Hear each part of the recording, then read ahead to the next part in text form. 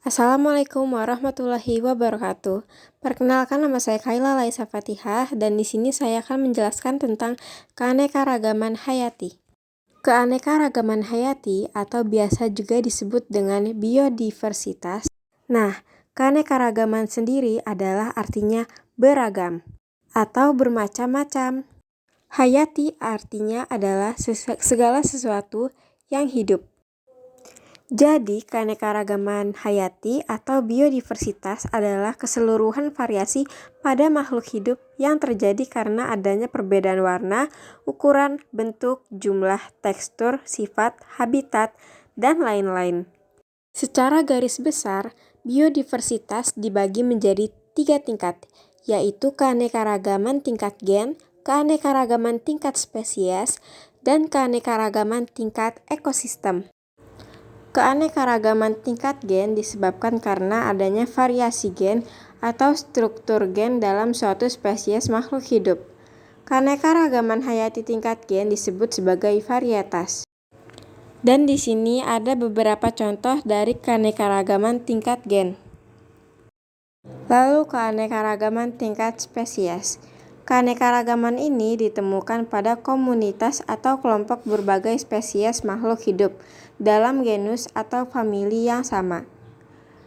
Dan di sebelah kanan ada beberapa contoh keanekaragaman tingkat spesies.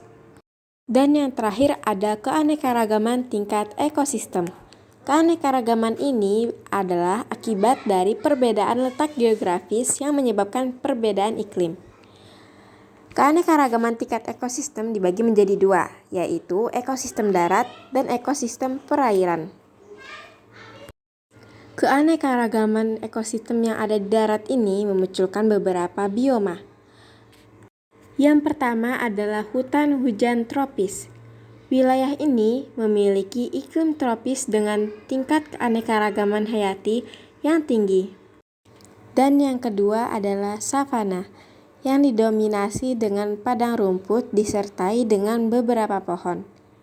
Dan hanya dijumpai dengan beberapa daerah beriklim tropis. Selanjutnya ada padang rumput. Padang rumput ini dia dijumpai di wilayah dengan iklim tropis dan juga subtropis. Padang rumput ini didominasi oleh hewan-hewan yang memakan rumput. Dan selanjutnya ada gurun. Nah, kalau gurun ini adalah wilayah yang temperatur udaranya itu sangat ekstrim. Dan curah hujannya pun sangat rendah. Sehingga organisme-organisme yang hidup di sini adalah organisme yang tahan panas dan tidak membutuhkan banyak air. Dan selanjutnya ada hutan gugur. Hutan gugur ini berada pada daerah dengan 4 musim. Jadi ada 4 musim. Dan ciri khasnya ini dia adalah daun-daun dan pepohonan yang berwarna kuning. Dan selanjutnya ada taigua.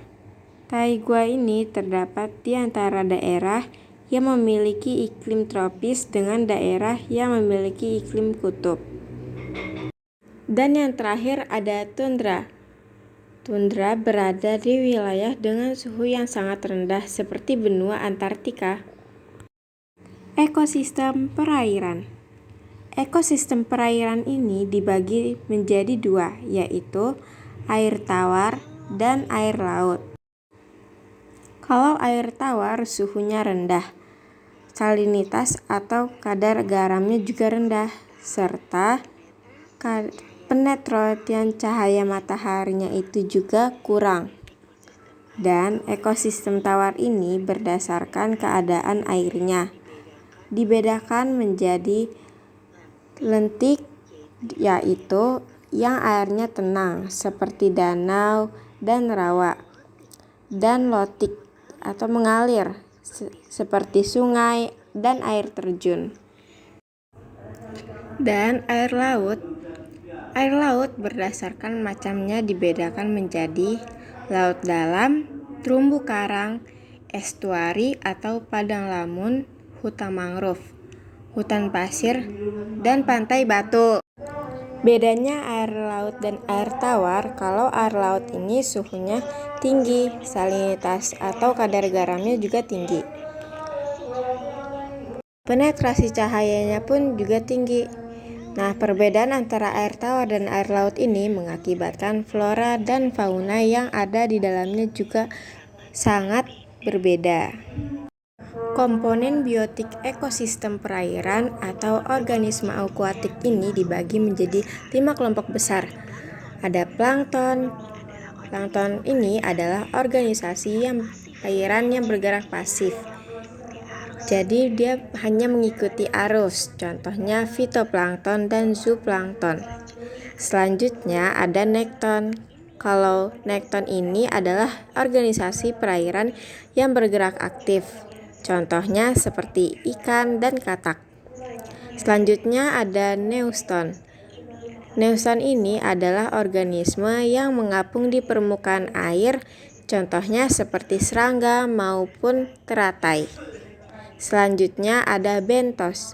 Bentos adalah organisme yang berada di dasar perairan, contohnya seperti udang, kepiting, dan ceking. Selanjutnya ada perifiton. Perifiton ini adalah organisme yang melekat pada organisme yang lain, contohnya seperti ganggang dan siput. Indonesia adalah negara yang sangat kaya akan biodiversitas. Nah, yang ada di Indonesia juga sangat beragam. Apa itu flora dan fauna? Flora adalah seluruh jenis tumbuhan yang ada di suatu daerah tertentu. Sementara fauna adalah seluruh hewan yang menempati wilayah tertentu. Secara umum, persebaran flora dan fauna di Indonesia dipengaruhi oleh letak geografisnya. Berdasarkan wilayah dan karakteristik flora dan fauna Indonesia itu bisa dibagi menjadi 3 bagian, yaitu ada Indonesia bagian barat, Indonesia bagian tengah, dan Indonesia bagian timur. Ketiga bagian ini dipisahkan oleh garis Wallace dan garis Weber. Berdasarkan garis ini, flora dan fauna di Indonesia dibedakan menjadi tipe asiatis, tipe peralihan, dan tipe australis. Dan kita akan pelajari satu-satu ya teman-teman. Tipe asiatis. Jadi tipe asiatis ini wilayahnya wilayah barat, meliputi Pulau Jawa, Sumatera, dan Kalimantan. Flora yang ditemukan seperti hidrogen, seperti tanaman lumut, paku, jamur, meranti, mahoni, dan damar. Flora dan fauna hampir sama dengan yang ditemukan di Asia. Hewan endemik yang ditemukan adalah badak bercula 1, harimau Sumatera, orang-utan, kera gibbon, tapir, harimau loreng, ikan pesut, makakam, dan lain-lain. Tipe peralihan. Tipe peralihan ini wilayah tengah, meliputi Pulau Bali, Nusa Tenggara, dan Sulawesi.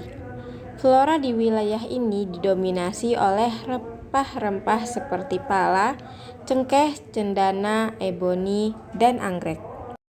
Terdapat fauna tipe asiatis seperti kera dan fauna tipe australis seperti kuskus juga di daerah ini. Hewan endemik yang ditemukan adalah komodo, anoa, babi rusa, dan burung maleo. Dan selanjutnya ada tipe australis, wilayah Indonesia yang meliputi Pulau Papua, Maluku, dan sekitarnya. Flora diantaranya adalah pohon sagu, nipah, pohon rasamala, eukaliptus, dan matoa.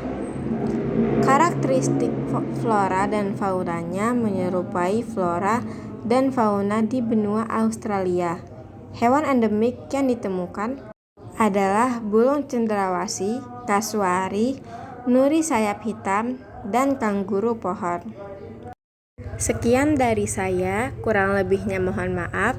Wassalamualaikum warahmatullahi wabarakatuh.